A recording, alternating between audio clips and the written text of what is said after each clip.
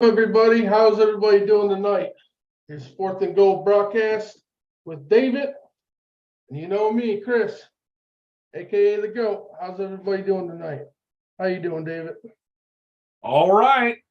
Had a pretty good weekend so far. Watched a couple of XFL games, to be honest. How did you how did you like it? I missed yesterday's game. I forgot it started. By the time I switched to it was over already. But I watched a little bit today. The whole point of me paying attention at all is this is basically a farm system for the NFL. You know, last year, quite a few players from the USFL joined the NFL. Most notable person of all of them, I think, was Cavante Turpin, the kick returner, ended up with the Dallas Cowboys.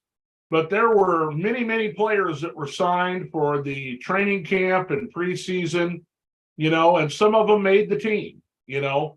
And so you have, you know, like I said, this is a farm system, and there's going to be two. You've got the XFL, and they're going to play up until April, and then we'll see the USFL after that. Those players, along with the 2023 draft class, are all going to be in the pool of players that are available to join NFL teams. And so for me, I find it interesting because it's not just the players. You've got coaches and personnel in the front offices of all these franchises that want to get to the NFL. The NFL is the gold standard in professional football. They're not competing against the NFL. They're competing for the chance to get out of that league and move on up. And so I enjoyed watching both games. I did not watch either of them live because I was with my kids, but I caught, the majority of both games. I fast forwarded through a couple of the stuff, but I thought Vegas looked real good in the first half. It was the Vegas Vipers versus the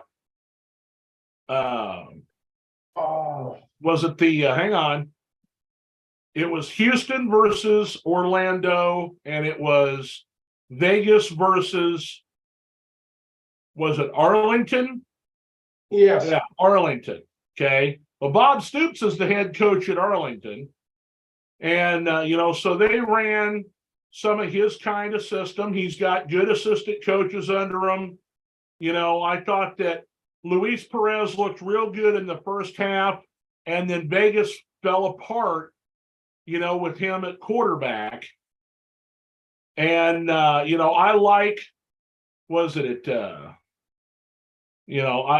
I don't care for, in the other game, Paxton Lynch is never going to be an NFL quarterback. No. He was playing for the Orlando Guardians. Wade Phillips is a proven head coach in the NFL. He's a head coach of the Houston Roughnecks. They came back. They started slow, but then they just dominated that game. I thought that Silvers, the quarterback for them, was pretty good. They had a couple of, big name wide receivers playing for Las Vegas. Has got Martavius Bryant. I can't remember who the other guy was, but in the games today, I caught the two teams that I kind of paying the most attention to. I always root for teams that play from San Antonio, when they finally get them an NFL team, because I think eventually, and people from Texas don't want to hear this, there's going to be a third team in the NFL, So? And I think San Antonio, that just in attendance alone for these minor league games, attendance is lights out. For a minor league game to get 25,000 people in there at the Alamo Dome,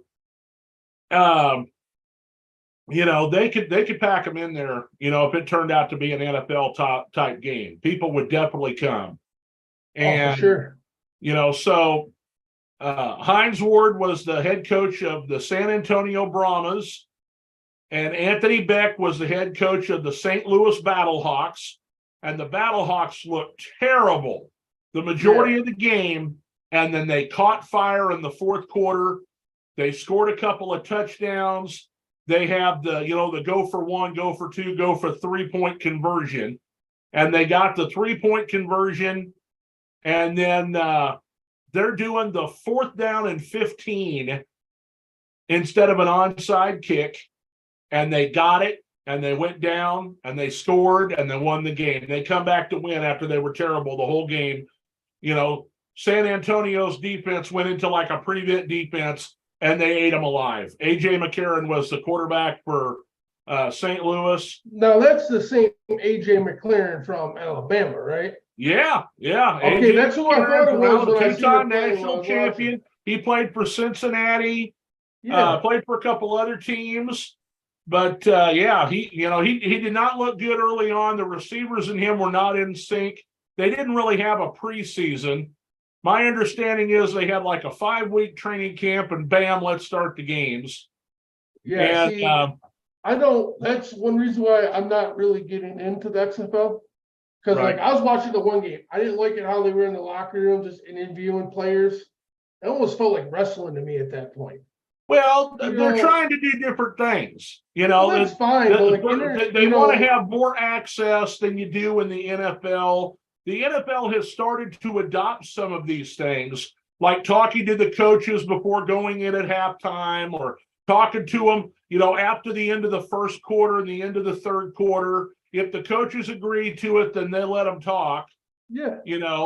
And they cool asked with them a it. couple of questions going into, kind of like they've been doing in basketball, And yeah, I don't mind them talking to the players. It's like do it in the tunnel. Do it right, when they do it, like being in the locker room, I don't know, it just kind of made me like, is this league really doing this stuff?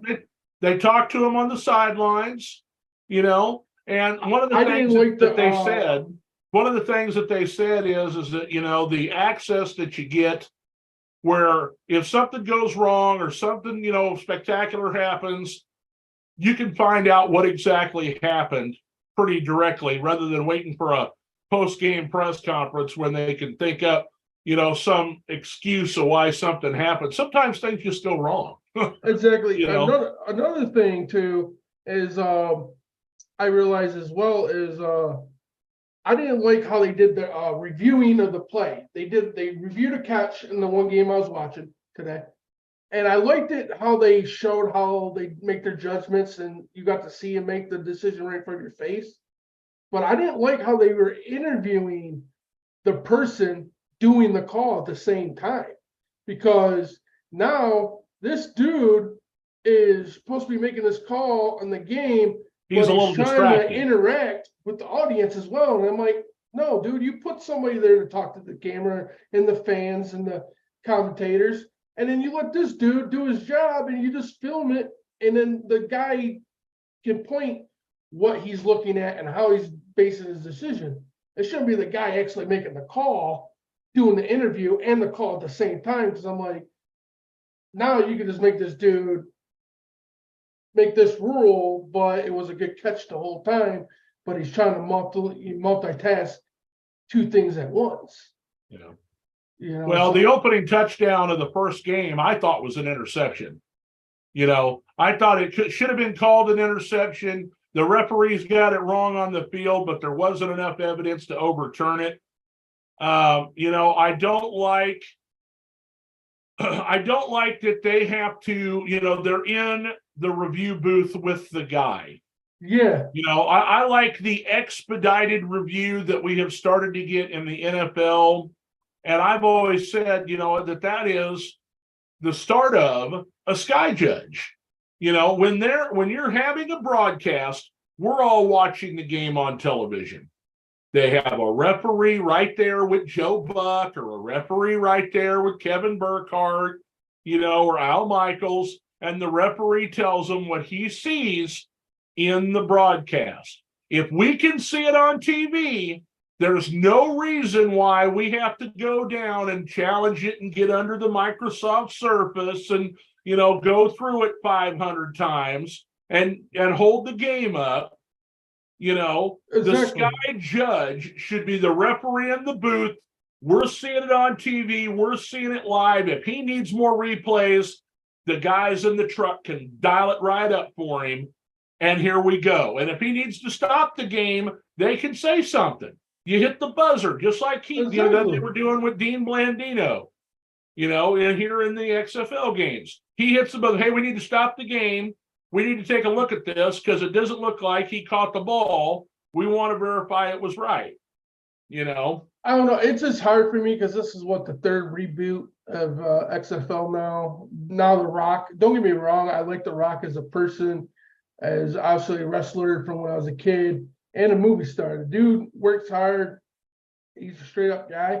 I hope he succeeds, but it's just it might take me a minute to get into it because it's like I don't have faith for it to last. I feel like the USFL has a better chance of surviving than the XFL does in this market. So it's like I don't want to really become a fan of teams and then we've been like burned all over too many again. times.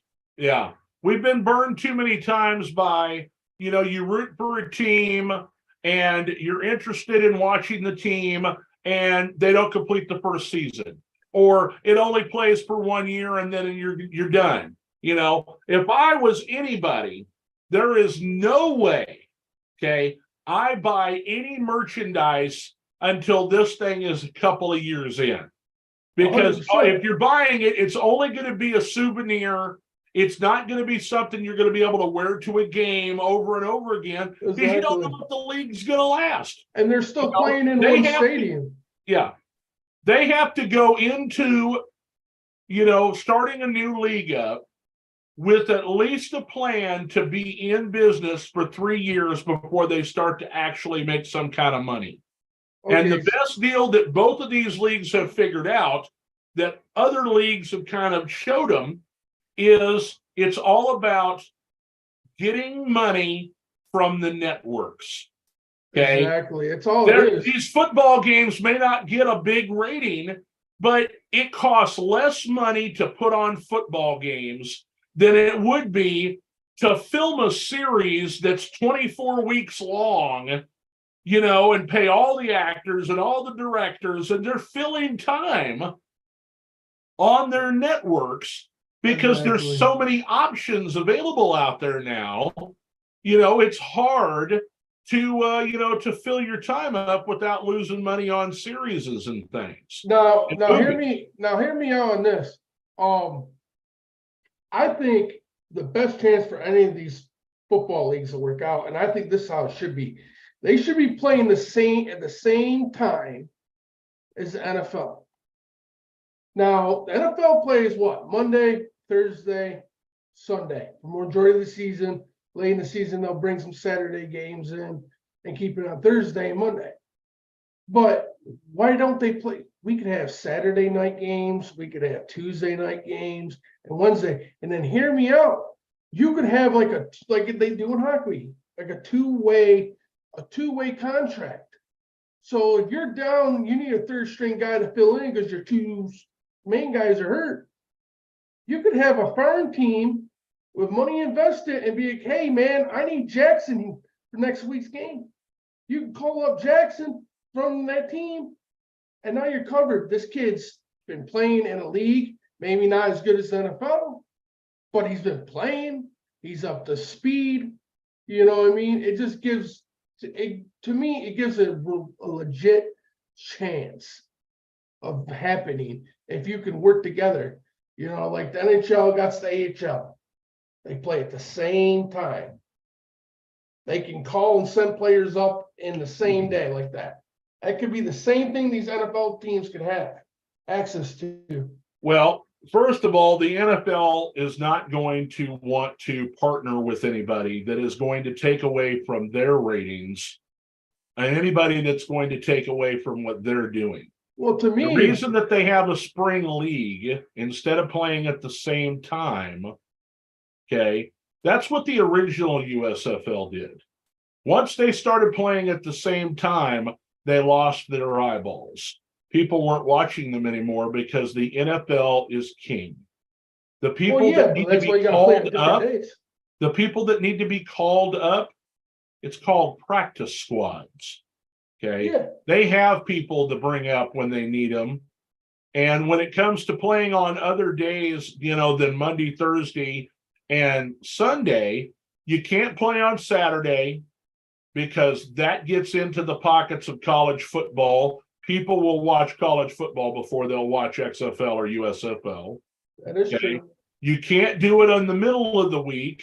Okay, you can't do it on Friday nights because there is actually a law that forbids professional football from being played on Fridays during high school football season. Yeah. Okay, so they're not going to be able that. to play on Fridays. And then Tuesday and Wednesday, Maction, baby. That's Maction nights. So, I mean, for what they're trying to do, they're professionals. It's been tried and true. They have a plan. And I think it worked last year for the USFL because they're still in business here in their second year. XFL's come back and they have a plan. Now, while they're going to play in all their home cities, the USFL has 4 hubs so that, it limits the amount of travel expense for them to move around. But, that's spring football. It's just starting out. Maybe our opinions will change throughout the season. We'll just have to see. Let's talk about some NFL, buddy. That's what I'm saying. Let's move on to NFL. How do you want to? What's the first topic you want to roll with? Well, I mean, we're getting a lot of assistant coaches are being hired throughout the league. The big name on the market, I think everybody knows, is Eric Bieniemy, and it's a damn shame. I don't mind him leaving the Kansas City Chiefs team because they've got Matt Nagy to step right in as offensive coordinator. But this is a person that should have gotten a head coaching job. I think he will matter now. whether he calls the plays or not. There are tons of head coaches that don't call plays on offense. They don't call plays on defense. They are the CEO of the team, and they oversee the entire organization, underneath the general manager. He's got plenty of experience. He has the respect of the players because he used to be a player. He's a Super Bowl champion coach. And he's getting a raw deal because he's a black guy. Now, I've heard, and I don't know what happened, but he did something in college when he was a young kid. The dude's in his 50s now. He's paid his dues. They say he doesn't interview well. That's code for, I don't want to hire a black head coach. See, my personal opinion is, I think why a lot of people have not went with him is because the media does it, everybody does it. I mean, and this is no shot at Patrick Mahomes by any means, but they make Patrick Mahomes like they've made Brady, to that same level. Like, Brady don't need coaches to be good. Brady don't need this person to be good. And now they're doing it with Patrick Mahomes. Like, oh, well, Eric is only a good OC because he got Patrick Mahomes throwing the ball. And if he had any other quarterback, they wouldn't be that good. So I feel like that has a lot to do with it because these teams, they're all chasing, that coach, and they're all scared to make the wrong decision. So I think that has a lot to play into it.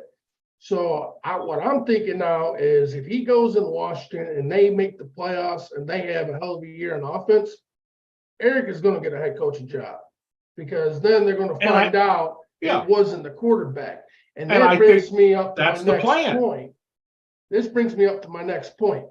Are we going to see KC drop a little bit? I mean, they're not going to suck. They're not going to miss the playoffs or nothing crazy like that. But are they going to be the exact same team with a different OC? Because I don't know about how much trust you have in Matt Nagy, but he doesn't call the plays. That's been the whole deal. It's Andy Reid's offense. Andy Reid oversees things. Now, Bieniemy may form the game plan, but he does it in conjunction with Andy Reid. Same thing. Matt Nagy was the offensive coordinator before Eric Bieniemy left. Okay. But he was before he became the head coach in Chicago. Yeah. Okay. He was the offensive coordinator for Kansas City. And before him, it was Doug Peterson. Peterson went to Philadelphia, wins the Super Bowl. Matt Nagy goes to Chicago, but they're a dysfunctional franchise. You know, he was stuck with Trubisky. He didn't draft Trubisky. John Fox drafted Trubisky. And so, you know, he didn't have the quarterback that he probably wanted, but he definitely wanted to get paid head coaching money. He wanted to be a head coach. And, you know, he was just over his head. And so, you know, I think that when he's got the support staff that Kansas City's got, and Andy Reid is the head coach, I don't think you're going to have any problem with their offense. People said the same thing this last year. Oh, well, they're gonna go down because they lost Tyreek Hill. Now, I mean, every year is a new year. You're going to have a new schedule of opponents. They're obviously going to have a tough schedule ahead of them because they're playing a first place schedule. They're going to be playing on the road against some of the big boys. All of the big time quarterbacks will play Kansas City this year. They're going to play against Herbert twice. They'll play against Russell twice. If Aaron Rodgers goes to the Raiders, they'll play him twice. Okay. They're going to play against Hurts. They're going to play against Jackson. They're going to play against Allen. They're going to play, you know, all of the big boys. Okay. And rumor has coming to Kansas City, or they're going on the road to play them. And while we're on this topic, rumor has it, I seen it about an hour ago, that the Lions versus KC in England, England. Germany. That's it. Yeah, I believe it. That's what the reports coming out of the Lions camp they think is going to happen, is we're going to be playing you guys, because we do play you guys. They just didn't know if it was going to be away or home yet. Well, So it'll be a home game for Kansas City. They have 9 games this year, and so their 9th game won't be at Arrowhead. It'll be in Germany. That's basically what they've been doing with the extra 17th game. You've got the Patriots are going to play in Germany. Jacksonville has been playing an annual game in England. I'm sure they're going to do Mexico City again. They're trying to expand the game globally. And Germany was such a huge success with the one game this last year between Seattle and Tampa Bay that they've decided to do 2 this year. So I would believe Detroit, Kansas City will be 1 game. The New England Patriot game will be an out-of-division game. I haven't seen, you know, I can't remember off the top of my head their opponents, you know, coming into this next year. I have, for us to look at here before this is over with, a prediction based on, you know, who their opponents will be. They don't have the schedule, you know, timing down. Obviously, we haven't had free agency. We haven't had, you know, the draft yet. It's a way too early prediction for next year based on, you know, who we think is going to possibly leave or join other teams. Just for fun, just to spitball and check it out. We'll do that before the broadcast ends. One thing I was excited about, speaking of free agency and players moving, there's been a source that released the Lions are really interested in possibly trading for Jalen Ramsey. Yeah, Jalen Ramsey. Yeah. Now, I posted this in the Renegades, and I had a few people like the deal, and I like it as long as we don't pay a crazy price.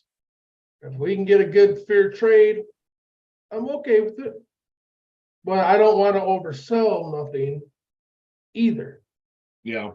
There was an AFC team that I saw that was interested too. I can't remember if it was the Jets or if it was. It was the Steelers.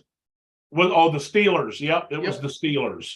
And I would believe that. They would be the kind of team that's like, here's a first-round draft pick. You know, we're going to trade for this guy. That would really help alleviate a lot of cap space. Honestly, I would be all right with I'd be all right with trading maybe a first-round pick, our 13th round pick to the Rams for Ramsey, and maybe next year third round pick. Be okay with that. Right. Because I know we got good capital for next year as well from the trade with TJ. So I think we'd be all right. Our defense secondary would go way up. I mean, now you put in a veteran with a bunch of young kids that balled out at the end of last year. So to me, I think our secondary would be scary with Ramsey back there. I had one Lion fan come at me, well, he's too old.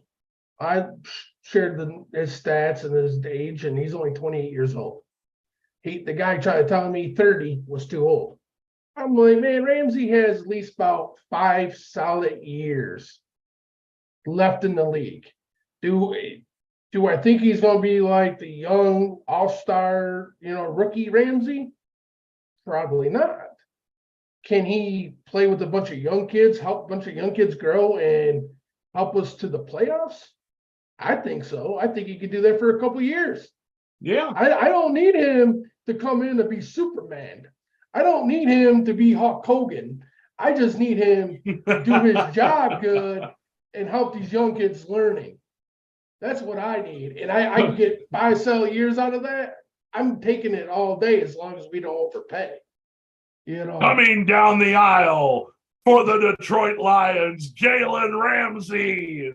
I think they would be huge, and I think they would wake up a lot of people's eyes that, Detroit is going to be a free agency destination that some of these big players will come to now.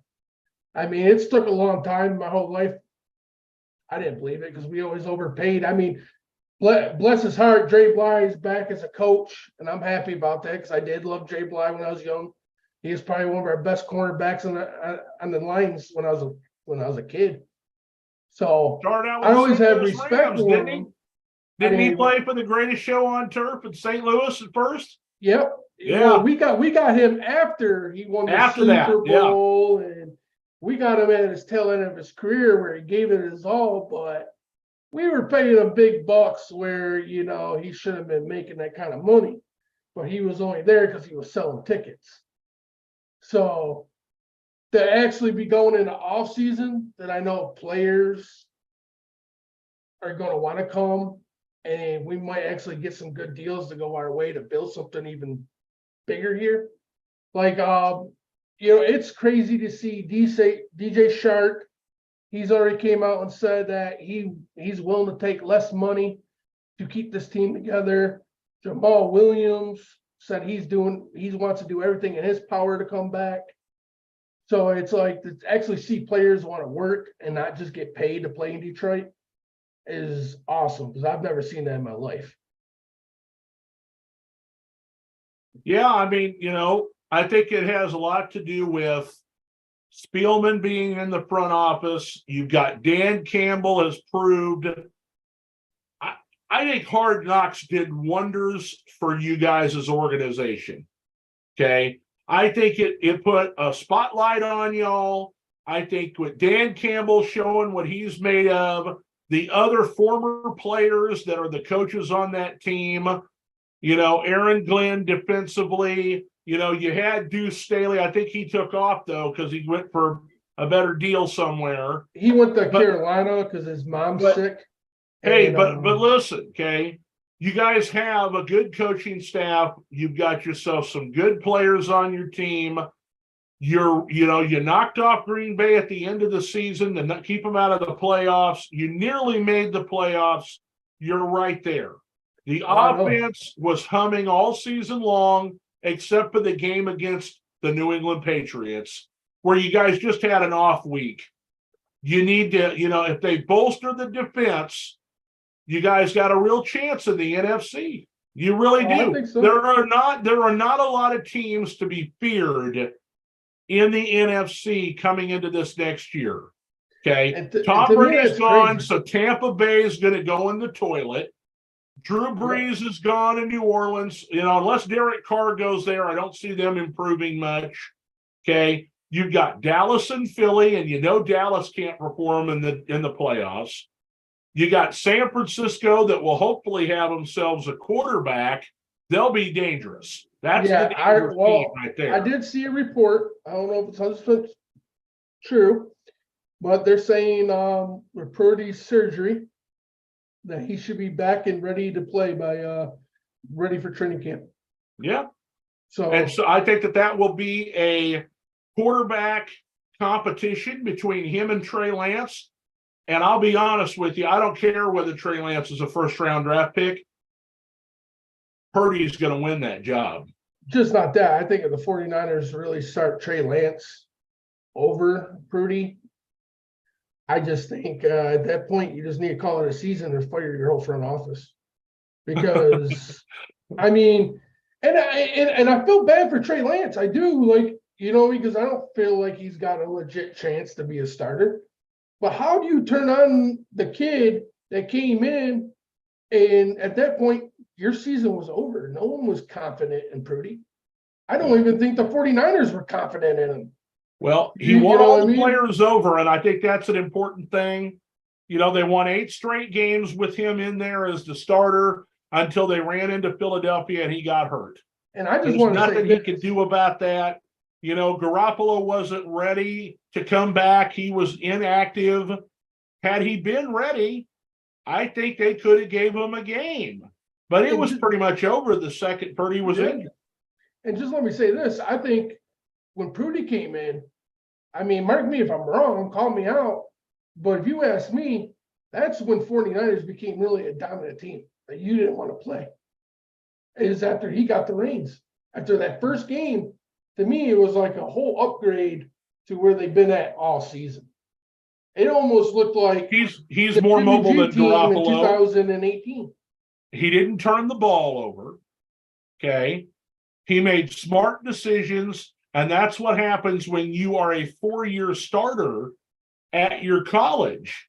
Okay. He played 4 years as a starter at Iowa State. Now, I know he was playing against Big 12 talent, so there wasn't very much defense there. But still, he's a leader. He won the players over. If it's a fair shake between the two of them, I don't see how Purdy can't win the job. If they give it to Lance, it'll be because they have so much money invested in him. Exactly.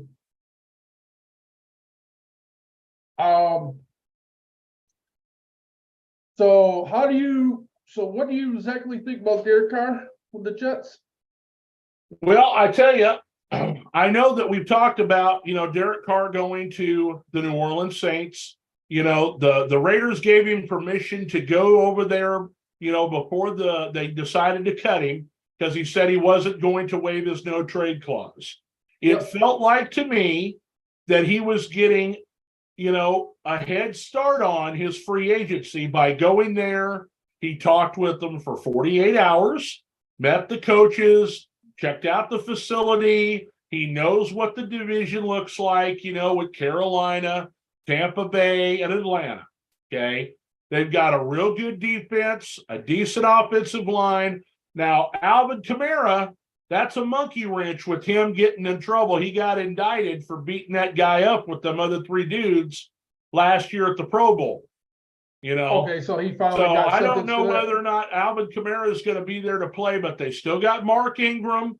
They have other players on the roster that Ingram was injured during the season, and they had another guy whose name eludes me, but he played quite well as the basically 3rd string running back. He could do okay as the 2nd stringer, behind Ingram starting, or maybe they'll bring somebody else in if they know Kamara's not going to be there. But, he's interviewing with the Jets, Derek Carr is, and I think this is all about drumming up more money. If the Jets become interested in him as the Saints are, the Saints will have to give more money because right now they're probably trying to lowball him. There's no other competition. I think he wants to go to New Orleans, but if he gets Jets to make an offer, then, New Orleans will have to bring the money up.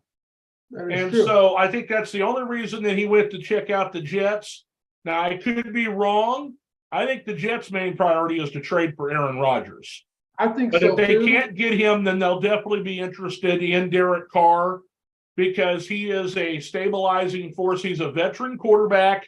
He doesn't make too awful a lot of mistakes, and he can make some big throws when needed. And they've got a good defense in New York, but I think that Carr knows and so does Aaron Rodgers. I think it is more likely that Rodgers retires than plays in the AFC, because the AFC is going to be a maelstrom. You got Patrick Mahomes, Josh Allen, Joe Burrow, Justin Herbert, Lamar Jackson, and the list just keeps getting bigger and bigger with these, big time quarterbacks. The AFC is a definite tougher conference to get through to make it to the Super Bowl. Whereas he could go to New Orleans, he could sign with that team. The division is down right now. There's a chance some of them teams are going to improve in the offseason. But I think with a solid quarterback in New Orleans, looking at possibly winning that division, that means they're in the playoffs. If they do, real well, they could get the first round bye, and they've got a chance to make it to the Super Bowl. Whereas if you go to the AFC, it's a barn burner there. It's hard to get out of that conference. It's going to belong to those elite young guns for easily the next 4 to 5 years. It may not always be Patrick Mahomes. I expect Burrow and Allen to both make it to the Super Bowl in the next 5 years, at least one time each. I could see Burrow and I could see Allen, and just we'll see what Buffalo is. Because speaking of Buffalo, I've just seen an article and I seen Diggs on Instagram. His brother's been recruiting him really hard this season to come to Dallas Cowboys. Yeah. And brothers. I don't know that they could afford him. Okay, I just don't know that they could afford him. I think Diggs might sign a 1-year deal, maybe a 2-year deal, really cheaper than normal, just to be able to play with his brother. I mean, that's a possibility. Maybe his brother will even take a pay cut and free some money up for his brother too. I mean, his brother isn't making anything yet. His brother's still on his rookie contract. I'm sure. I mean, I'm sure Dak will give up some money for Diggs. Are you sure? He had to have that $40 million. If he's smart, have it. I mean, if he's smart and wants to win something, when it comes to Dallas, I have thrown my whole they have smart people out the window. Okay. Oh, I mean, they overpaid Ezekiel Elliott. Now he said he's willing to take a pay cut to remain in town, but that was when he thought that Tony Pollard was taking his job.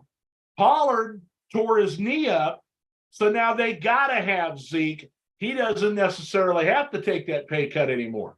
Yeah. Okay. So now let's be real. Don't get me wrong. Do I think Zeke is worth the money he got? I don't think he was worth that much because he hasn't really done nothing since. No. But at the time I'm asking, I would have probably asked it too, to be honest. Because I mean, if you look previously before this big deal, that dude was putting in numbers every year. He was another Christian McCaffrey, another Henry, overworked back. I mean, now I just think they run him into the dirt a little bit the first few years. That's for sure. I just think now he's at the point of his career where his body's banged up permanently. Like he can still run, he can still, blow through people.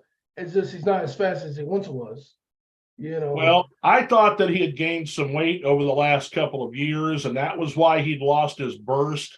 He comes in this year in shape, but there's a big difference between his, next gear and what Pollard was showing. I think they had that gear, I think if they could have had consistent QB play, hear me out. If they could have had consistent QB play, good play week in and week out, they would have been a way tougher team. Because think about it, with Howard with that fast read, and Zeke pounds it in the middle, you could have had a triple threat. But because the QB play is always like this in Dallas, up and down, that run game don't really work. You know what I mean? That was Well, like, they gave the 49ers all they could handle, but I'll give it him was the props for that turnovers too. that did it. And so it just depends. Here we go. We're coming up, going to go into this next season. And there are people that are predicting certain teams that are going to rise and, take a big leap this offseason. And there are teams, that people are saying are going to take a big fall. And if you'd like to talk about that, I got a graphic we can put up. Throw that graphic up there, Dave. Let's talk about it. I'm all for it. Let's start with the 5 teams that they're saying are going to make a major fall this next year. Okay. I believe that in the Minnesota Vikings. Okay. 100. I think that, they blew their wad this year. They've got salary cap issues, and they've got a lot of players that are going into free agency this year that some they're going to want to retain, some they're not. I think they may let Adam Thielen go. There's been we talked about it before, that maybe Dalvin Cook's on the trade block, because they're trying to free up some of that room. What do you think about Minnesota? I think Minnesota's definitely going to go down. I've also heard the rumors that, Cook is signaled that he might be on the way out. They definitely they got cap issues. I don't think they were that good this year. I mean, I think Detroit kind of proved it, because if it wasn't our coaching mistake the first time around, we would have beat them then in their own house, and we cleanly beat them later in the season. So to me, is if the Lions didn't have a slow start and go 1-6 before we gelled together and turned our season around, and we played the football like we did to finish the year out all year, Minnesota wouldn't even won the division. Yeah. That's my honest input.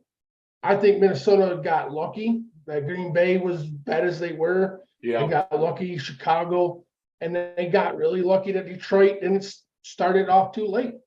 And I mean, that's on us. That's not an excuse by any means. I don't want no one thinking I'm making excuses. It's just the facts. I think they'll be better than the Bears next year. I think they can still be better than the Packers next year.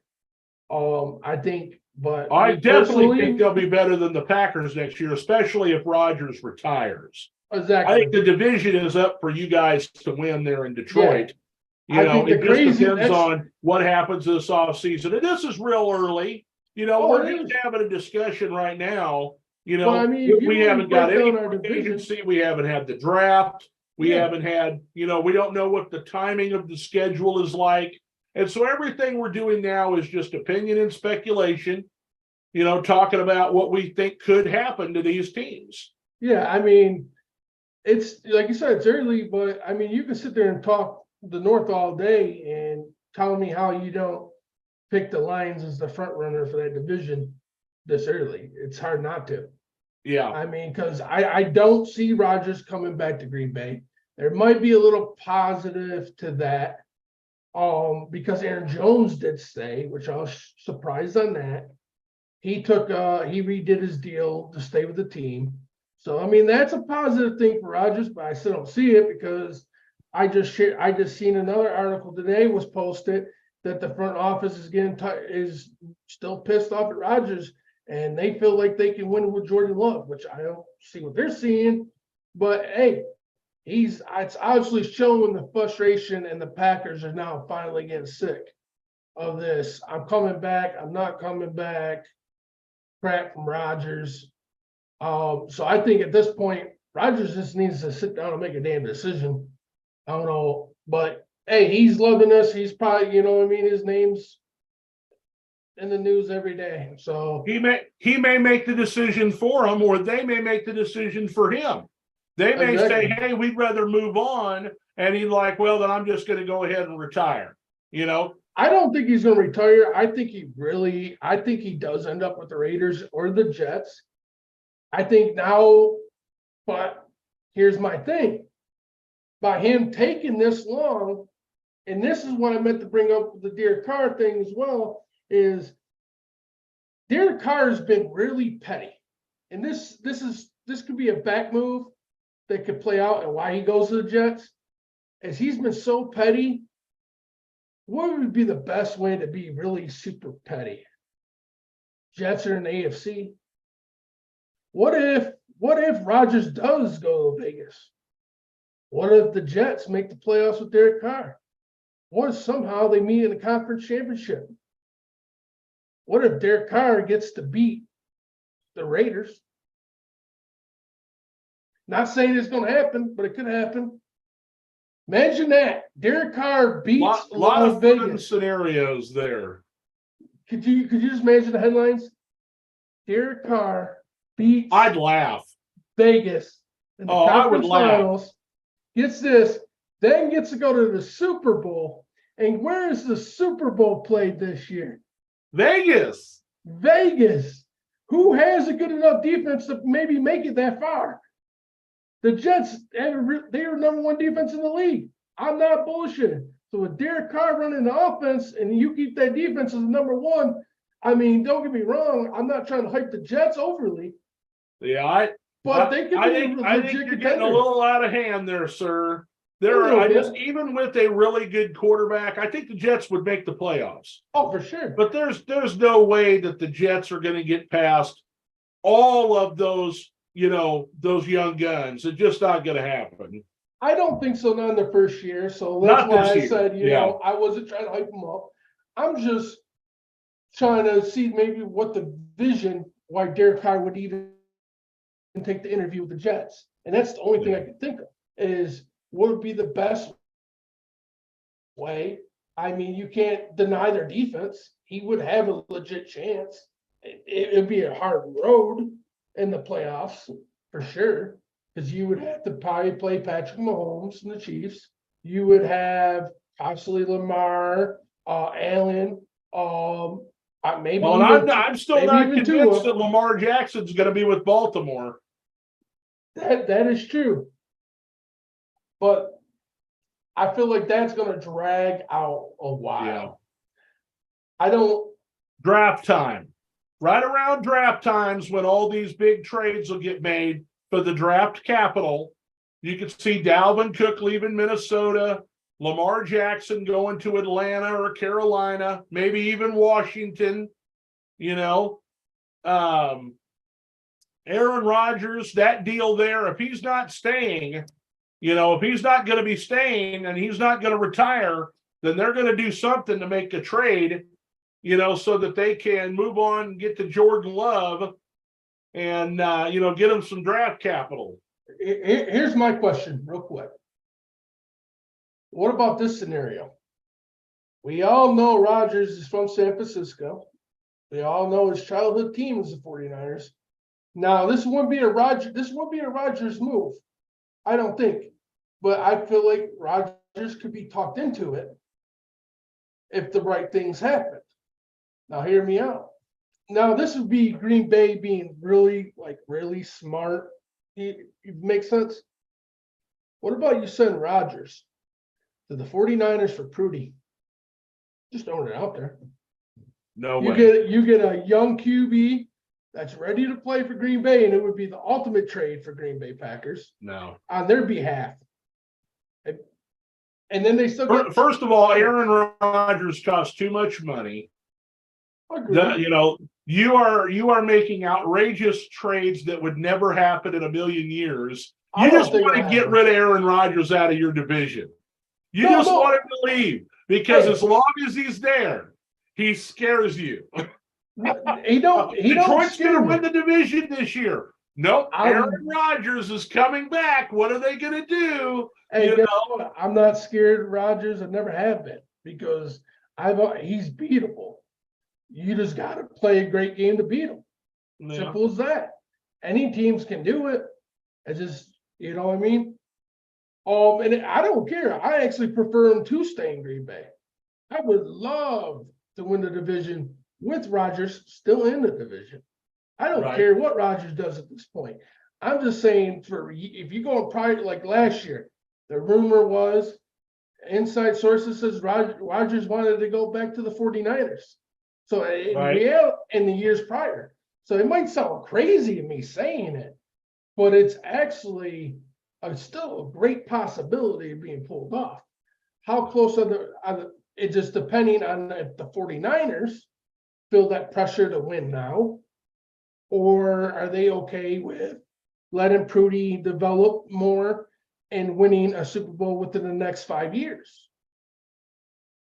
I think that if he was going to leave Green Bay, he wouldn't have signed a 2-year extension. Well, he only signed. He had the chance to go to Denver this last year. He was going to have one of his coaches there. They were supposedly loaded defensively. They had great receivers, great this, great that. And he wouldn't had to have dealt with, a bunch of trades and everything, because he worked it out to where he was basically a free agent. Yeah. Okay? Well, see, he had it all worked out. There was no franchise tag on him. If he wanted to leave, he could have did it last year. Well, no, he was still under contract. That was the thing. And here's the thing. A lot of people don't know, but I followed it pretty closely, is his previous contract, Green Bay owned the rights to it. Green Bay was not going to trade him. That's why he couldn't get traded last year, because Green Bay made it very clear that they were not trading Aaron Rodgers. So when he came back to play this year, they needed clear cap space last year. So that's why they did the extension for 2 years, put some dead years on that cap so he could get out of his contract faster than he would have if he didn't. They got some money off the books. And the key thing in the scenario, Dave, is the Packers agreed in that contract that coming this year, if Rodgers wanted to be traded, that they will grant the permission for him to get traded. Right. And he could choose the team he wants to go to. Right. So that's why he did what he did last year, because it helped the Packers out. It got him one more year with Aaron Rodgers, which they might as well just got rid of because they probably regretted that. Yeah, he got a big payday and a raise on his next few years. His other team got to pick up now. So, I mean, he's going to win on either way. Because either way, he can retire tomorrow and he's still getting all the money. Yeah. Well, let's move on to the Tennessee Titans.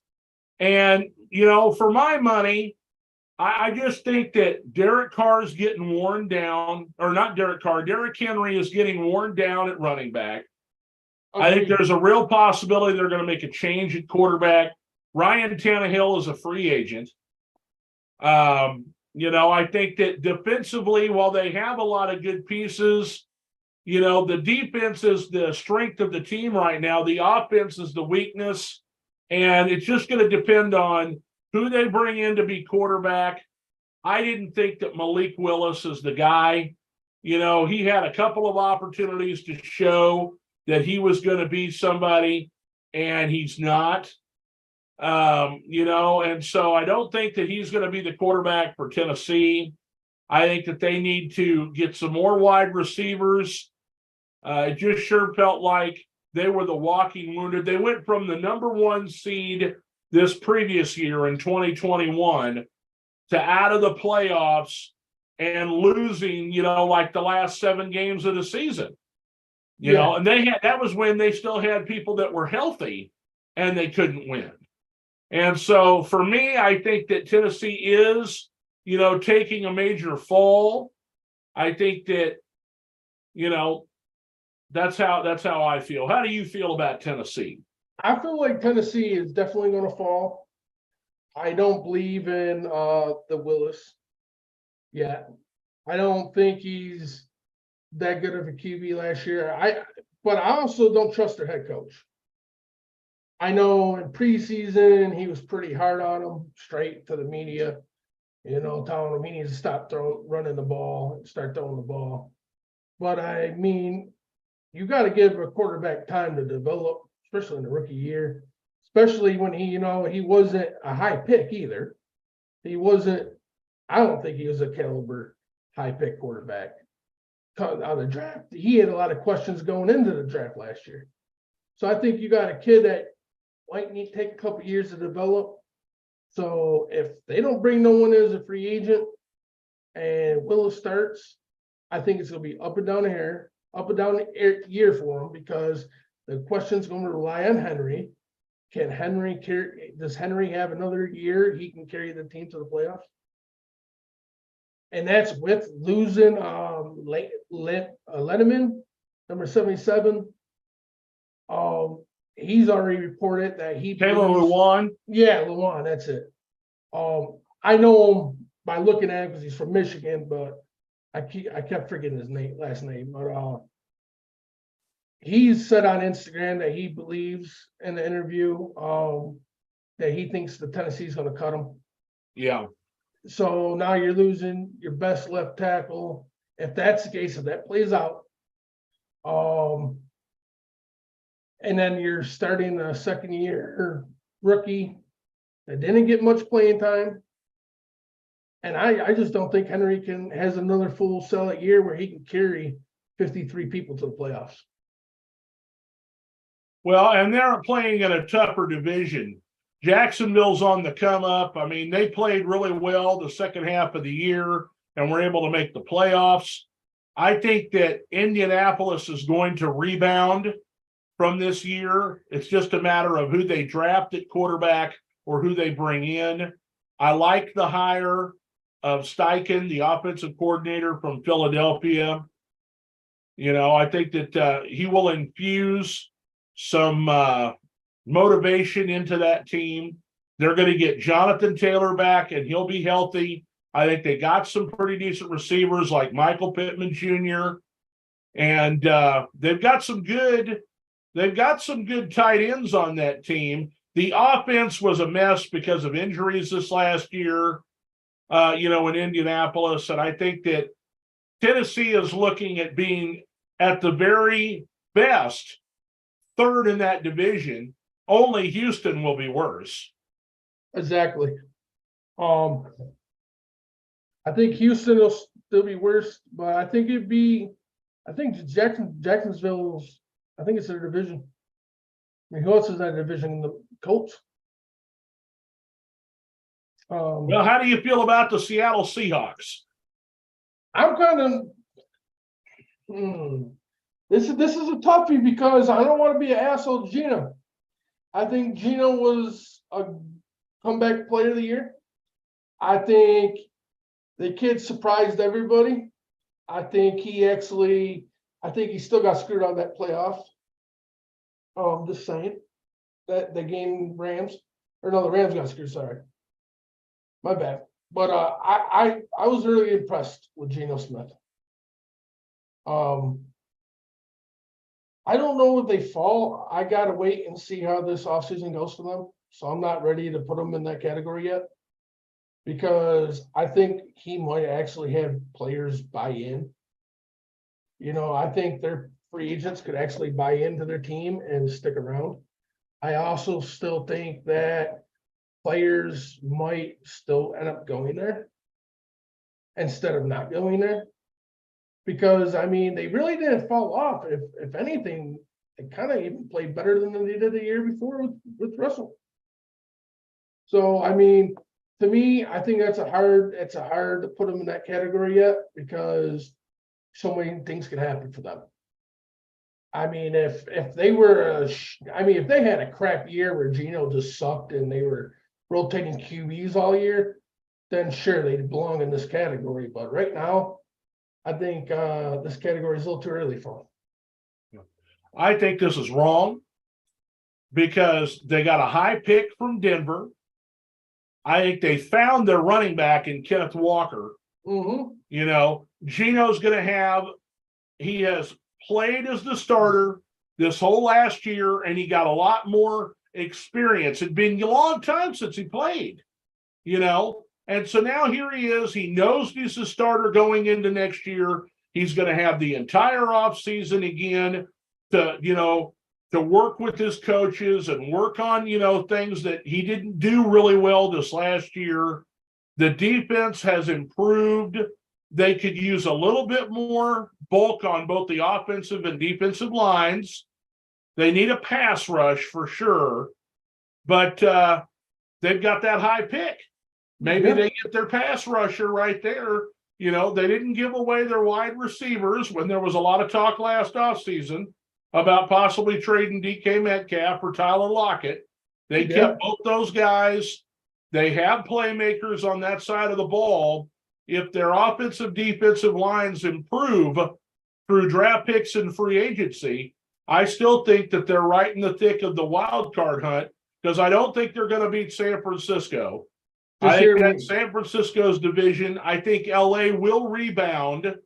The Rams will. They won't be quite as good as they were the year before, but Stafford will be back playing quarterback. They'll have Cooper Kupp. If they can figure out their run game and their offensive line, then I think that the Rams will be improved. So they'll have some toughness there. Arizona's a tire fire. Everybody's winning in Arizona this year. Oh, yeah. So, but I think Seattle is not a team that's going to make a major fall, unlike what CBS is predicting here. Yeah. So next team would be what? Tampa? Tampa Bay Buccaneers. Tom Brady's gone. Who's playing quarterback, Chris? Probably either, what's his name? Is it Haskins or Haskins? It's Kyle Trask. Trask, that's it. It's probably going to be Kyle Trask, but also I heard in the reporting that they're going to have to eat like a 30 mil cap hit because of Brady retiring, which opened up a scenario that Brady could maybe come back as a free agent if he retires after the 15th. He wouldn't be tied to Tampa. And the report saying, well, maybe this is why Tom retired, to make sure he became a free agent. But I don't think that's the truth. But so that means also good chances are David White, 45. He's going to be a free agent this year. He ain't going to be back. They're not going to have the money for him. And or not Levante David. Yeah, number 45. Or no, who's number 45? I don't know. I don't know what their numbers are. Devin White. My bad. You got Devin White, Levante David.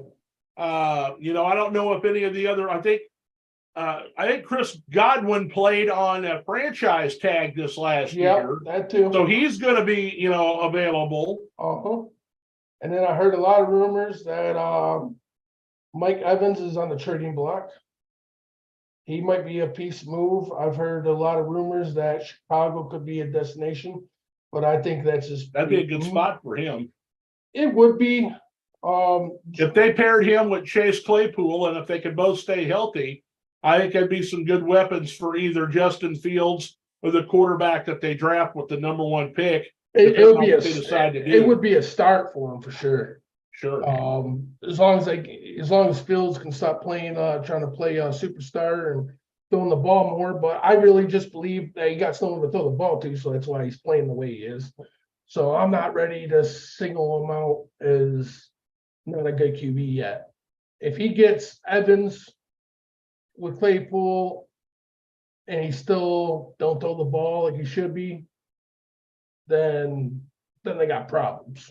But yeah, White and David from the linebacker core would be gone from Tampa as well. And losing Godwin and those three for sure. I mean, that kind of just drives the knife right through Tampa, I believe. So I don't think they're going to be down for sure this year. And so major fall for them. I agree. Now the Raiders moves us on to Las Vegas, and it's all back to, are they going to get Aaron Rodgers or not? Is he going to retire or not? I don't think the Raiders can afford him. We talked about it before. Yeah. They're going to have to trade draft capital to get him, and they're a poor franchise. They may not have the kind of money they need in order to pay him $50 million a year. That is true. But the good thing is, it is true, but I mean, they had the money to pay Adams. And they didn't really have too many superstars on that team other than Jacobs. So they saved a little bit of money because they released Derek Carr. So they're going to have $20 million there. I just don't know. I know there's a $16 million raise in the salary cap. So there's $36 million. So I don't know how much more cap space they have, because there's other players on that team that are going to need to be re-signed. Josh Jacobs led the league in rushing. He's going to want the bag. Yeah, but Jacobs has also said in an interview that he's willing to take a team-friendly deal too to stay in Vegas, which kind of blows my mind because to me the year you just had with a circus show, I would be like, give me the bag, put me with a team who can go somewhere. That's what I would want. Especially if I'm going to take a team-friendly deal. You know what I mean? If I'm going to take a deal and a friendly fair team, I'm not going to take it for the Raiders. Right. You know what I'm saying? It's just not. That's just not me. Well, they did not. They refused his 5th-year option, like as if they didn't think he was going to be any good, and they just didn't want to cut him. They wanted to go ahead and use him for one more year and then cut him loose. And then he has the year that he had. You know, I wouldn't want to take a team-friendly deal. I'd be mad. You made That's what I'm saying. my ass off to show that I'm a good disrespectful. player when I've been doing it the whole time. I just didn't have a very good offensive line. He's been through coaching changes. You know, they're playing in a tough division, tough conference. But that brings us to the 5 teams that CBS says are poised to make a major leap this next season. Well, when it comes to Chicago, you can't very much go, you can't very much get any worse. So it's definitely going to be a leap up. You go for the number 1 pick. Can I just say this, though? Hell, if they win 6-7 games, they did great. Exactly. And we talked about this in personal messages a little bit. I don't really believe Chicago should be there because I don't think Chicago really moves up if they don't get a way better receiver core. And right now they already picked up St. Brown's brother up again. They had Equinemius St. Brown already, yeah. He's still there. They still got belief in him. And don't get me wrong, I don't think he's a crappy receiver. It's just they just never throw the ball to him. Right. And that's the thing. Early in the year, I think that they had kid gloves on Justin Fields. They were not throwing the ball to the tight end Cole Kmet. Okay. They gave away a lot of their defensive pieces in the offseason. They traded Khalil Mack to the Chargers. And then in midseason, they traded away Roquan Smith to the Ravens. Yeah. And so, those guys were going to be expensive for them. For a team that doesn't win a whole lot of games, it sure seems like their salary cap is all screwed up. And that's why I think that, they're already 2 years into Justin Fields in Chicago. There is a chance that they trade him, to another team. Could be the Colts, could be the Falcons, for a first-round pick.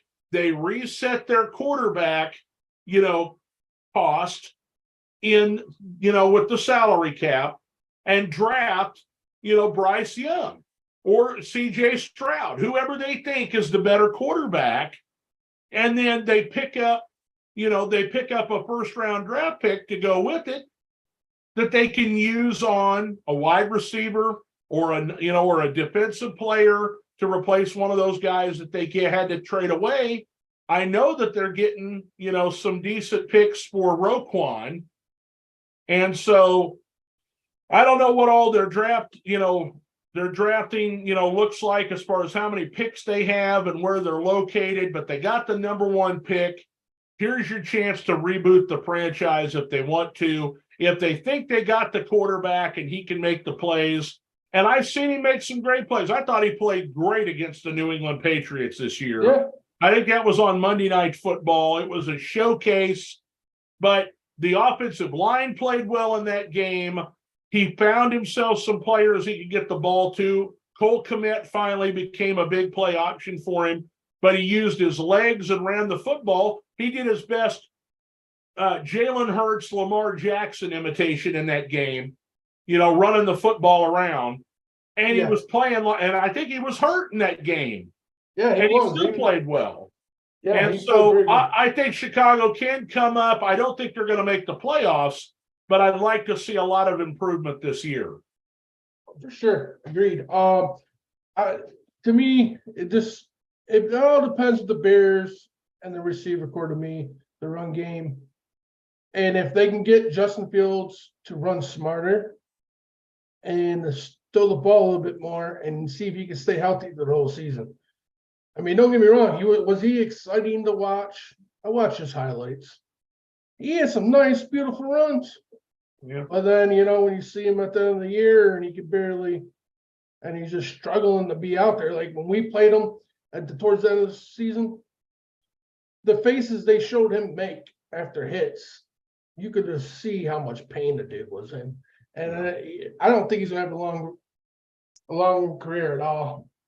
I don't think the Bears trade him either, because I think Justin Fields is really trending to the fan base.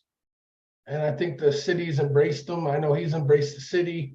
I was just watching him on the full podcast. I believe it was Full Send. I believe he was on, and he was saying how he really loves the city and he can see himself for being a Bear for life. So his all intentions are staying with Chicago his career, and I believe Chicago will stick with them as long as they're selling tickets at this point. Because I don't trust their fan. I'm a Lions fan. I'm just now starting to trust my front office after 31 years of my life. So I know that feeling that you can't trust your front office. And right now, I don't trust the Bears. I mean, to me, if the Bears are going to try to trade a QB, Justin Fields, I could see him trying to trade for Aaron Rodgers. I know it won't happen, but that would be a Bears thing to do. That would be a so Bears thing to do. There's always been rumors to it too, though. I think you're crazy. I know. I'm just saying that'd be a Bears front office thing to do. You can't look at what they did. They overbought Khalil Mack when they traded the first time around with Vegas. They gave them most of their draft capital that year. 2 years. Then they give them like 3 first rounders and a second rounder or something. I know it's crazy. Remember. I know. All I know is that defense, that was the year they drafted Roquan Smith, and they had the two of them, and they were dynamite in the first game of the year. And then Aaron Rodgers came back and won the game, after they had beat him to death the whole game. And Chicago played well. I think they even made the playoffs that year. Did. The double doink. That was the double doink against Philadelphia. Mm-hmm. And so, I think that they will make a jump. It isn't going to be, good enough to make the playoffs, but I think that they'll be more improved. When you move on to the Denver Broncos, it's all about coaching. Sean, Payton is going to come in there. I think they have a lot of the pieces that they're looking for. And with another set of free agents, another set of draft picks. Now, I know they don't have a lot of draft picks, because they dealt them away, to Seattle in order to get Russell Wilson. But I think that they will do enough that they will improve. They'll be on the cusp of the playoffs. And, it'll be because of coaching. I think it's okay that they don't have a lot of draft picks, because with Sean Payton there, I don't think they're going to need much. They could seal some positions in free agency, and I think they're going to be all right. I think they're going to be a playoff team next year. They'll be knocking at the door of Sean Payton at home. And I think they're going to run a better offense. I think all around it's going to be a better scheme for Russ, because Russ, to me, does have some similarities to Breeze. He can, he's not as good. I don't think he's not Breeze, but they got similar play. He can roll him out of the pocket. He got that cannon on him.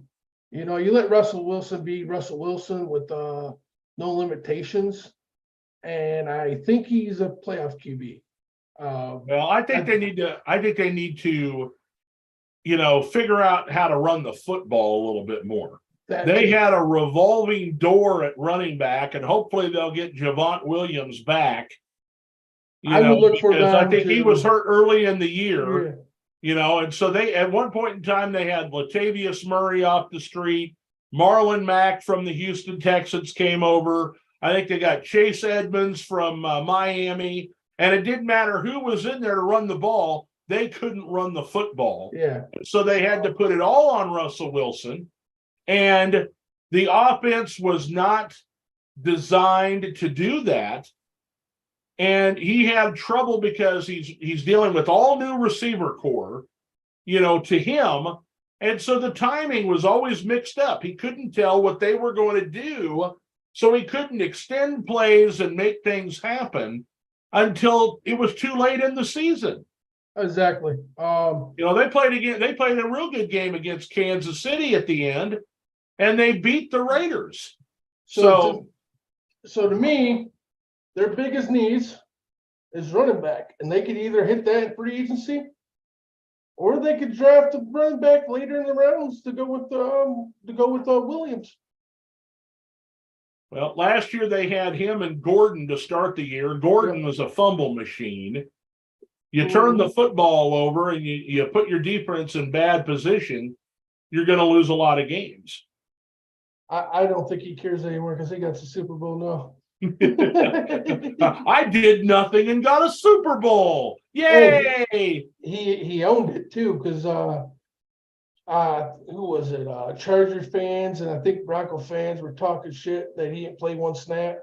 Yeah. And he posted a picture with him with the trophy and the cigar, and it's like had his Joe Burrow cigar and his Super Bowl trophy and take that. He said, and he put in the caption, I'll admit it, I got carried. I didn't do shit. Which is awesome because now you can't even talk shit because he owned it. That's right. But I think they get a running back. I think they could be a team. I think they could think they could make your division actually a hard division if they make the right moves in free agency. We talked about the Indianapolis Colts a little bit, but what do you think? I think the Colts don't improve. Not yet. And this is only why I'm going to say not yet, because for one, who's playing QB? Two, we don't know yet. You got a whole new coaching staff. Right. So I think we draft the guy. I think so too. And here's the thing. The GM has not been spending big money for players. They have I still believe the Colts still have the biggest room on any NFL team in money wise, if I'm not mistaken. I could be. I know they had it last year and the year before, I believe. And so to me, it's like your rebuild after Andrew Luck didn't really take you nowhere. You didn't move up really at all. You've been in the same spot since the start of it. So now do you continue trying to build the same team? Or is the new coach going to be like, hey, man, we got to get some new players, get some new things going. I mean, they got a couple good wideouts. I like Pittman. I think he'd be a great receiver in the system. But I mean, Alec Pierce was a rookie. And then let's not take away from Taylor. Taylor is a solid running back for him. But until they get a complete team with a QB with experience that can play on a high level, I think they're going to be a couple years away from that. I think they're pre-jumping this. I mean, if I was sold on Ryan, if Ryan was for sure coming back and Ryan just had a great year last year, I could probably maybe agree with they're going to improve. But for the fact that Ryan looked worse than he ever did, he looked worse last year than I've ever seen him play for Atlanta. Right. So I don't know how you even put him in this category. Because it's like, who are you going to do? Just run the ball 1,000 times? 2,000 times? Is Taylor going to be throwing 50-yard bombs from the run back position? I mean, I don't understand how they're even in this conversation at the moment. Yeah.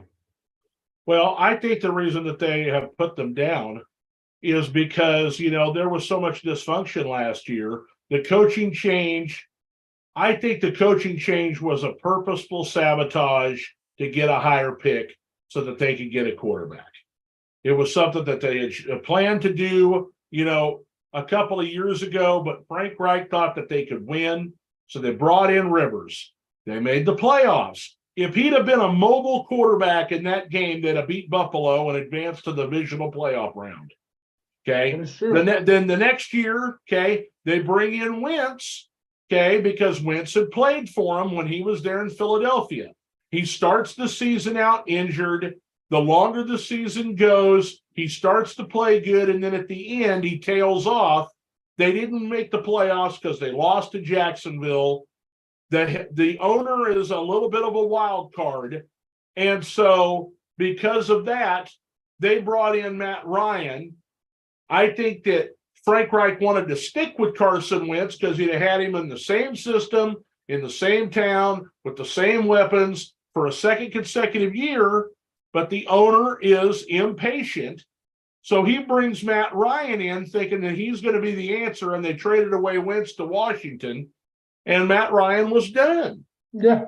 And he didn't have any receivers the first few weeks of the year. They were injured, and that's how come they ended up with the tie against Houston. They beat the Chiefs. The Chiefs, I know the Chiefs beat themselves, but still, they played a smart game. They ran the football. They didn't turn the ball over. They were doing fine, okay? But when everybody got hurt and they couldn't win the game at Denver against Russell Wilson, when they were playing terrible, in what was probably one of the worst Thursday night games we'd ever seen between two teams that were supposed to be good, and then once that was the game that hurt, no one season was over. That was the game that no one scored a touchdown. Am I right? Yeah. Yeah, because it was all won by field goals. Yeah.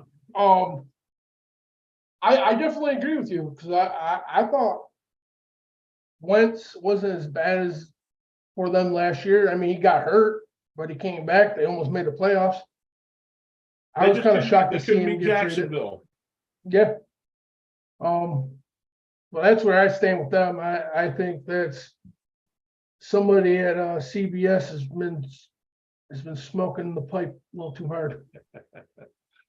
Well, you got New York Jets, and this year I think is all about Aaron Rodgers or a veteran quarterback coming in there because of their defense and the coaching that they have. That's why the Jets are on this list to make a big leap. I think I actually agree with this. We've talked about it before. If Aaron Rodgers ends up there, Derek Carr ends up there. If they can get a veteran QB to come work with Wilson, their defense was number one this year in the league. The only thing that stopped them from the playoffs was QB. So depending on who they get to come in there and play QB, or even if somehow they don't get nobody and they get Wilson, they can get his head out of his ass and get him,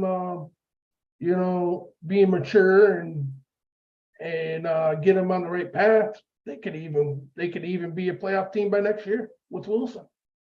But I still think they're going to bring a veteran in to work with Wilson, which at this point I don't blame them. So I just really think it comes down to the point on who's playing QB in the Jets. Because that's the only thing I think they're really truly missing. Maybe a running back, which I feel since if they can get a decent QB in there by free agency, or even if free agency, they could fill that seed for running back. They could draft a running back even, and they'll be better in that aspect. You still talking about the Jets? Yeah. I mean, they got Breece Hall coming back. That is true. They got Breece Hall, and they traded for James Robinson. Yeah. They had this guy, I mess up his first name every time. It's like Zalostra Knight. Okay. And then Michael Carter. So they have a stable of running backs. I think, with the wide receivers that they've got on the team, yes, they could use somebody else across the way other than Braxton Berrios, to go with Garrett Wilson, so they could use another big play wide receiver, but it's all on needing that quarterback, for the Jets. And that's why I think they're on this list. They definitely don't need another running back, because I'm pretty sure they're going to be covered right there. They need a quarterback. Maybe they'll draft one, but they don't have a high pick this year because they played pretty well. Yeah. And that leaves us with the Rams. And we kind of talked about them. Stafford's going to be coming back. Kupp's going to be coming back. The one area that I think that they need to address, other than offensive line, is I didn't think Allen Robinson was worth a damn at wide receiver for them. They need another big play wide receiver. Now, maybe that'll be Odell Beckham Jr. because he didn't play at all this year, and maybe he'll go back to the Rams because he liked playing there. But I see him playing elsewhere because he wants to play for a team that he feels that has a really good chance of making it to the Super Bowl.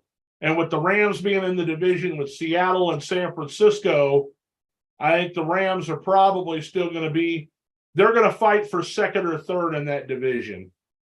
I'm going to show Stafford some love. I think if Stafford can stay healthy, they could be competitive out there. Do I think they're better? But at best, I think they're a wild card team. Only why I say that is because they are going to lose some players this year. They are on cap. I don't think Allen Robinson's a good receiver. I think Kupp's a great receiver. But again, it's going to come down on pretty much majority of Kupp. And then they do got Jefferson out there. I do think Jefferson's a great slot receiver. So I think their offense could still be decent. They do have a hole to fill at the running back. They have a running back issue. So it's either going to be free agency or the draft, which we all know they have no first round draft pick. So, and I think they don't even have a second round pick. I'm not 100% sure. I don't know. But I know they traded some picks away in the year they won the Super Bowl, even last year, I believe. So this year, I think it's going to kind of kick off as a rebuild for them. Maybe not. I don't think they're taking it as a long rebuild. They're just going to try to rebuild real short term here, and then maybe try to be really competitive by next season, which is possible. Not saying it's not, but it's a bunch of what ifs. I do think they could be better than they were this year, though, so they can improve. So they do, I guess, belong in that category. I just don't see the ceiling really high, unless Stafford. I don't know what they consider. I don't know what they consider a major leap. I mean, when you're a team that's only winning like 5 games, maybe a major leap to them is 8 or 9 wins. Yeah, and that's the only thing I could see them being in this category.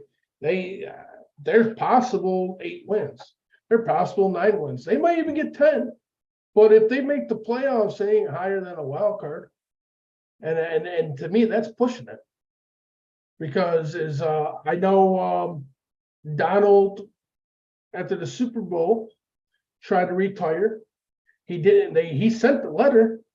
The Rams has never sent it in, and they convinced them to come back and play. But they give him a raise, which is Aaron Donald still motivated to play another season? Because he didn't have all that good of a season this year. Yeah. He finished the season injured. Yeah. So it's like, was his heart into it? Did he put 100% into it? Is he going to want to do this again? Then you got Wagner, which they're overpaying Wagner. And don't get me wrong, Wagner's still a good linebacker, but he's up there in age. Well, when it comes to, he was the highest rated middle linebacker by Pro Football Focus this year. Oh, he had a hell of a year. I'm just saying, how is he going to be this year? Yeah. That's a question when you're at that age. And I'm a Bobby Wagner fan. I've always thought he's been one of the best linebackers in the league for quite some time now. Just like I'm a fan of David White.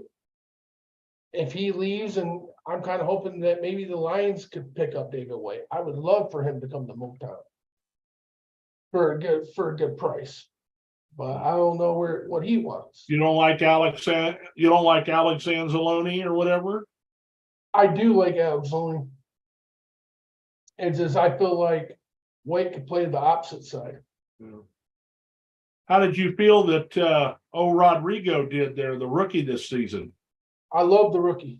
Yeah. I thought he played hard. I loved him in Hard Knocks.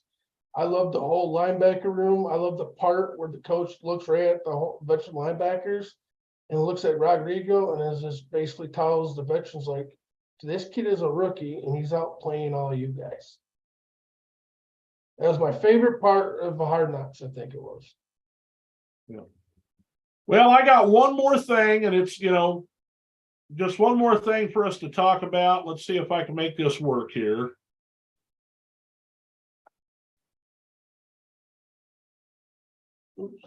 And, this is just, my screen share of what I think is going to happen, this year when it comes to comes to all of the teams in the league. This is before free agency, before the draft, and before the schedule has been timed out, as what part of the year they're going to be, what games are going to be international and everything. Of course, we got new coaches, you've got new players that are going to be moving around. Some of these are predictions on my part based on who I think is going to play quarterback. I think that Derek Carr ends up in New Orleans. I think that Aaron Rodgers retires. I think the Jets have to go with somebody else. The Raiders go with Garoppolo. So they're, and Tampa Bay can't find them a quarterback. And so, that's why this is the way it is. This is the way, way, way too early predictions for what everybody's records are going to be. Take a look at the AFC East and tell me what you think first. AFC East.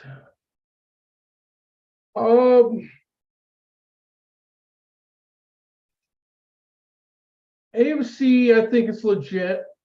East, except the only factor I think could be a possibility is the Jets. I think if Rodgers goes to the Jets, I think they're way better than 8 and 9. Right. But that's what I'm saying. I said, Rodgers is going to retire, and that's why it's at 8 and 9. Oh no, okay.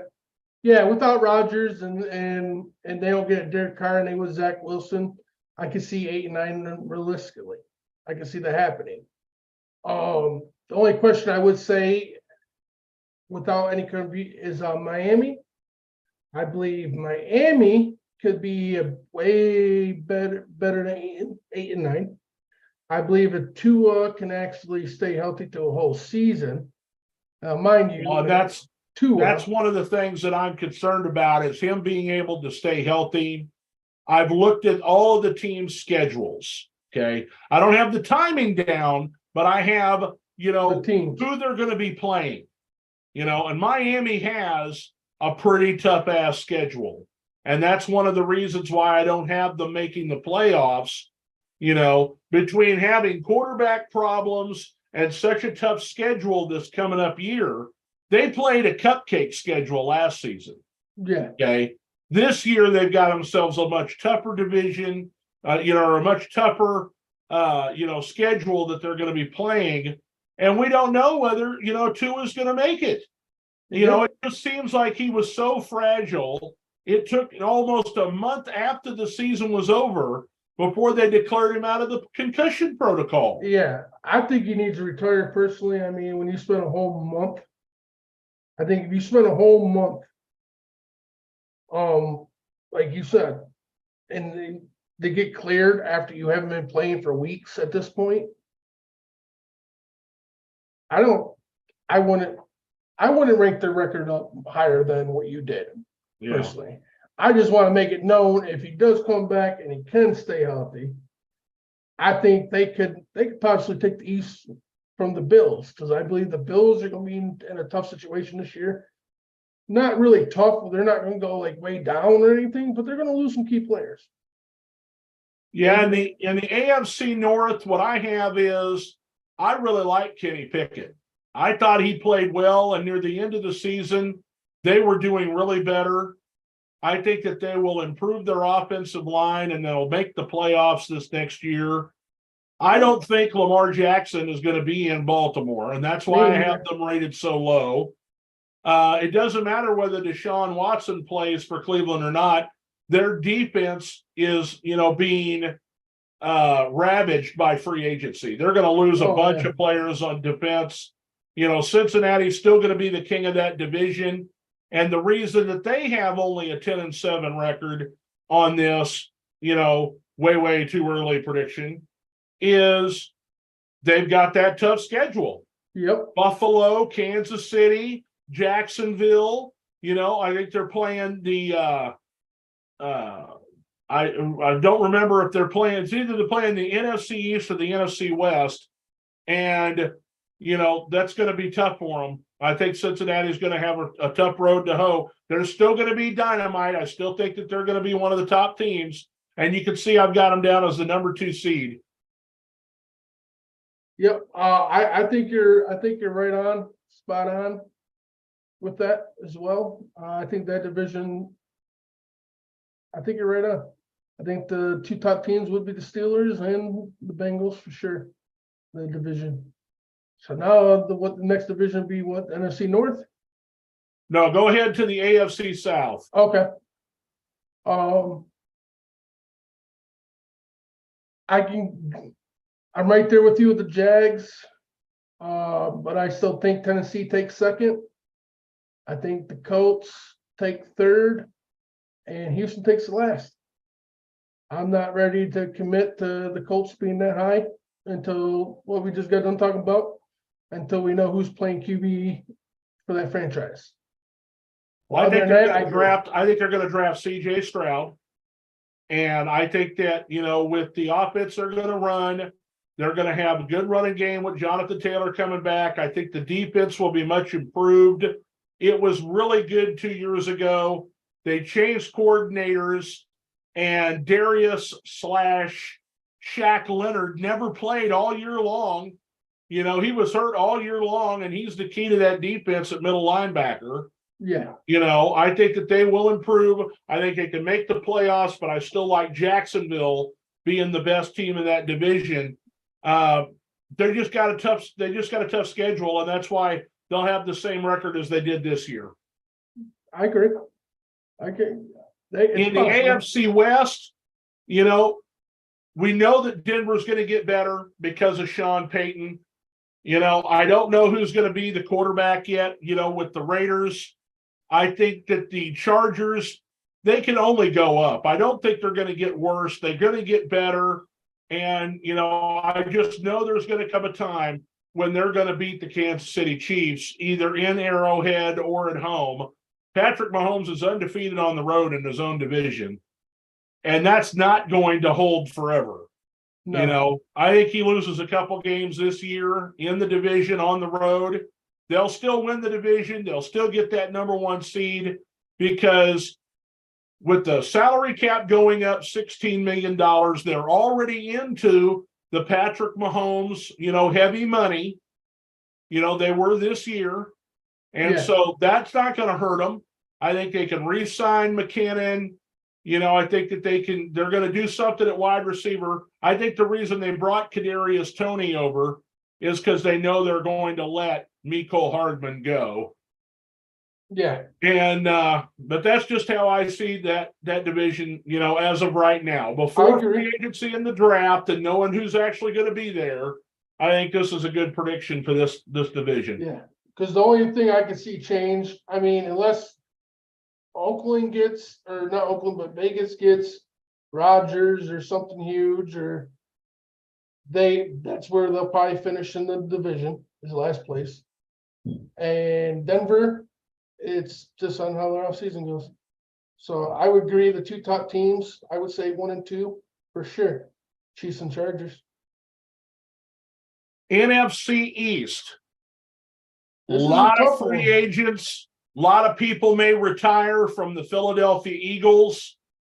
I still think that they can be one of the top teams, but I just have this feeling that Dallas is finally going to do something. I'm not saying that they're going to win when they get to the playoffs, but I think that they're going to have a really good season. And, this is going to be, worse for them when it comes to record compared to this last year.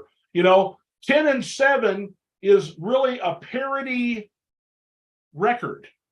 It's a parity record, 10-7. You're not necessarily one of the creams of the crop. Those are the 11, 12 win teams. And, this is where, everybody's kind of got a fighting chance at it at that record. And I think that they're going to have the better record this upcoming year. We don't just not knowing what's going to happen. I say you're right on with this division, but I wouldn't be surprised. I wouldn't be surprised if it's not the same thing this year. I could see all teams going into the last couple of weeks to see who's going to finish where in that division. It's like that almost every year. With the East. And I think it's just going to be another crazy year for the East, like it is every year, to be honest with you. I think it's going to be really competitive. I think everybody can finish with the winning record in the East. I got Minnesota winning the division over Detroit, but not by much. Maybe a head-to-head. Maybe they just happen to have a better record in division. I think Detroit definitely makes the playoffs. I think that they're going to have, a real good season. They'll have an improved record than they did last year.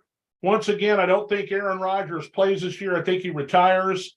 And I think that Chicago does enough to improve to an 8-9 record. I can agree with that. And I think, me personally, I think it's the Lions division to lose. But it's right on because if any team's going to take first place over us, it could be Minnesota again. But I just feel like they're going to lose a little too many people. But yeah, it could still it could be. We'll check back. With predictions again. Yeah, definitely. Get done with free agency going into the draft. Who did all these teams pick up? Who are the quarterbacks going to be? Do we know by then? Do we know who they're going to be before the draft? And then we'll do it again. We'll revise it again after the draft. And once the schedule comes out, we'll have a little bit more information. The more information you get, the closer you get to really having a good beat on things. I got Derek Carr. I think that he's going to end up with the Saints. He's just pushing for money with the Jets right now. That's how come they win this division. The rest of the division, piss poor. Just piss poor. It doesn't matter that they have added Frank Reich as the head coach in Carolina. I think that with him being there, they'll get a lot of things straightened out. But because of who they're got to play during the year, they have a lot of tough games on the road. Yeah. I was going to have them with like a 9-8 record, but the teams that they are playing, I'm not sure they can turn it around, especially if they're going to stick with Sam Darnold at quarterback. I know the defense is going to be okay. We know they found a running game this year, especially after Christian McCaffrey left. They were in the thick of the playoff race in a division that didn't have a winning record till the last week of the season, And so, that's where we stand with the NFC South. I think you're right on. Because either way, I still, with Atlanta's QB situation, with the rookie finishing the season, I still think they're going to need a whole other year before they're truly ready to make a run for the playoffs. So there's not much I would change unless Derek Carr shuts the world and the Saints don't get better at QB. Yeah. NFC West, I got Purdy at quarterback for the 49ers. I got the Rams rebounding. They get them another wide receiver, and the defense comes to play this year. Seattle will be in the thick of it, but they're just not going to have a good enough record in order to make the playoffs. Arizona's a dumpster fire. And I agree with that. Just like you said, I think LA would be a wild card team, which actually they would be in that aspect where you had them at. So we're pretty much we're pretty much on almost same page going into free agency and the draft. Yeah, that division's probably right on. What else have we covered today? Anything else you want to talk about?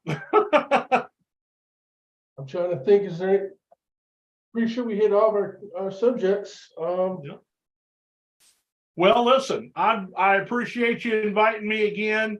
I know I've kind of been filling in for Troy here the first few podcasts. I'm glad to come in and be a guest when you need me. It's fun to do it periodically. But after Yes. I sit on this chair for more than an hour and a half, I'm ready to be done. I feel you. It's always wonderful to have you on here, buddy. I always have a good time. I love it. I'm gonna have to go get me a green screen here soon. That's the next thing coming. Then I'll send you stuff to put behind you. Exactly. I do appreciate that. I appreciate you again. It's always been real, David. Anyways, we're going to probably end the broadcast right now. Thanks, everybody, for watching. Be sure to check us out next time right here on the 4th and Goal Sports Podcast. And you can see me and my videos from time to time, Picks with David, on YouTube and Facebook. So if you enjoyed watching us tonight, click on 4th and Down Sports, go like and follow. And every time we go live, every episode will always be pinned to the top. If you're not an NFL Renegades, look that up on Facebook. Go join it. It's a 32 group team. We talk football. So if you want to keep up to date news, topics, Sunday day, talk football through Sunday while you're watching games. We're always in there live. David's in there with his pick'ems every week. We always do pick'em challenge, and whoever wins gets the cover photo for the week as well. So I never won. I'm so disappointed. The crazy I thing was in the is, top 3 every week. I just couldn't get over the hump. but I just feel like that was this year, honestly, because I won the most I've ever won in pick'ems. I think I won 3 weeks straight. I never had a 3-week straight win, and it was not cheated by at all. It was just how the season went. It was a bit of a strange season, but it ended great. It ended great. I know it ended great for you. And so a lot of my strategy this year is I just went off on how the teams were playing. I stopped looking at stats. I stopped looking at who's the better team.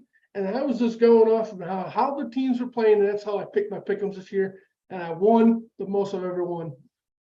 Well, some of my judgment got clouded because I was betting on games this year because sports gambling became legal in Kansas. And so I managed to come out with some pretty good wins this season on the money side, not so much on the pick'ems. And that's why I'm more excited for this year. I am going to do more gambling myself, especially since now I got the broadcast. That's going we'll have to have a little section where we talk about it. Exactly. So I'm actually excited, especially after Super Bowl, after I told you I wasn't going to bet. And then I started messing around and I bet. And for $5, I won basically $300. So I'm excited for because this year. You picked the Chiefs. I did pick the Chiefs. Hey, and I was rooting for Philly. Imagine that. Yeah. But it was a perfect time because they could have won by 1 point and I would have still won my money. Yeah. At 1 point. All right, everybody. Thanks for joining us. We'll see you next time. All right, guys. Later. Have a good night, David.